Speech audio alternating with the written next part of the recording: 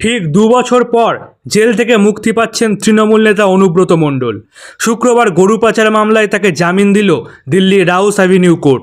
সিবিআইয়ের মামলায় আগেই জামিন পেয়েছেন কেষ্ট। এবার এই মামলায় জামিন পাওয়ার পর জেল মুক্তি হচ্ছে তার। বেশ কয়েকটি শর্ত সাপেক্ষে জামিন দেওয়া হচ্ছে তাকে। গরু পাচার মামলায় অনুব্রত মণ্ডলকে প্রথমে গ্রেপ্তার করেছিল সিবিআই। আসানসোলে দীর্ঘদিন জেলে ছিলেন তিনি। পরে ইডির মামলায় গ্রেপ্তারির পর তিহার জেলে ঠাঁই হয় অনুব্রতর। পরে তার মেয়ে সুকন্যা মণ্ডলও বন্দী হন এই জেলে। সদ্য জেল মুক্তি হয়েছে সুকন্যার।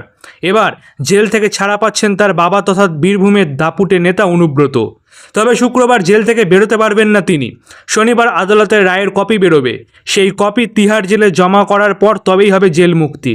10 লক্ষ টাকার বেল বন্ডে জামিন পাবেন তিনি। সিবিআইয়ের মামলায় আগেই জামিন পেয়েছেন অনুব্রত।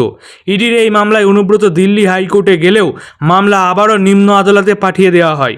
সেখানেই দীর্ঘদিন ধরে চলছিল শুনানি। গত বুধবার শুনানি শেষ হয়। শুক্রবার আরও কয়েকটি বিষয়ে ব্যাখ্যা চেয়েছিল আদালত। সেই ব্যাখ্যা দেওয়ার পরই আদালত জামিন দিয়েছে। তবে জামিন হলেও বেশ কিছু শর্ত দেওয়া হয়েছে অনুব্রতকে। চলুন দেখে নেওয়া যাক কী কী শর্ত দেওয়া হয়েছিল অনুব্রতকে। 1. পশ্চিমবঙ্গে কোন ঠিকানায় তিনি থাকবেন তা জানাতে হবে তদন্তকারী আধিকারিকদের। 2. আদালতে জানাতে হবে মোবাইল নম্বর। 3. অনুব্রতকে জমা রাখতে হবে পাসপোর্ট। 4. তদন্ত প্রভাবিত হয় এমন কোনো কাজ করা যাবে না। এবং 5. প্রত্যক্ষদর্শীদের প্রভাবিত করা যাবে না। উপরিউক্ত এই শর্তগুলি দেওয়া হয়েছে অনুব্রত মণ্ডলকে।